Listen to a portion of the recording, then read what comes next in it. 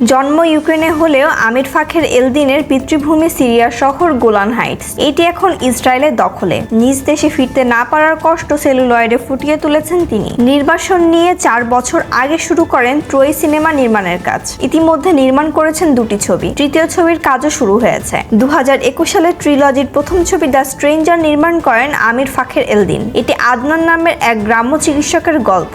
নিজ অঞ্চল দখলের পরে যিনি নিজের পরিচয় হারিয়ে ফেলেছেন। ছবিটি শুরুতেই উঠে আসে তার দেশ ছাড়া টানাপোড়েন। 78তম ভেনিস আন্তর্জাতিক চলচ্চিত্র উৎসবে এটি প্রদর্শিত হয়। ছবিটি 2021 সালে কায়রো আন্তর্জাতিক চলচ্চিত্র উৎসবে বেস্ট আরব ফিল্ম পুরস্কার ও সাদি আবদেল সালাম পুরস্কার অর্জন করে। এশিয়া প্যাসিফিক স্ক্রিন অ্যাওয়ার্ডসে জিতে নেয় সেরা সিনেমাটোগ্রাফির পুরস্কার। ছবিটি ফিলিস্তিনের হয়ে 94তম অস্কারেও জমা পড়ে। চলতি বছর এলদিন নির্মাণ করেন ট্রিলজির দ্বিতীয় ছবি ইউনান। এখানে মুনির নামের এক লেখকের গল্প উঠে এসেছে, যিনি জার্মানির মাটিতে নির্বাসনের বেদনা বয়ে বেড়ান। ছবিটি এই বছরের বার্লিন আন্তর্জাতিক চলচ্চিত্র উৎসবের সমালোচকদের প্রশংসা পায়। ইউনান সৌদি আরবের রেড সি চলচ্চিত্র উৎসবে তহবিল পেয়েছে।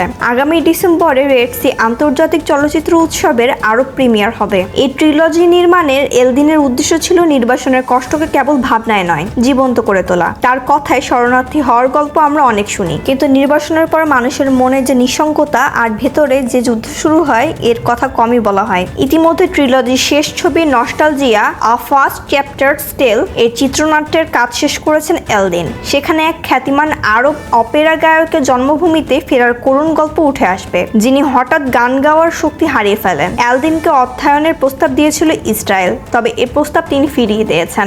এলদিন বলেন, এমন কোনো শাসনের অধীন আমি থাকতে চাই না যারা আমার পরিচয় মুছে ফেলতে চায়।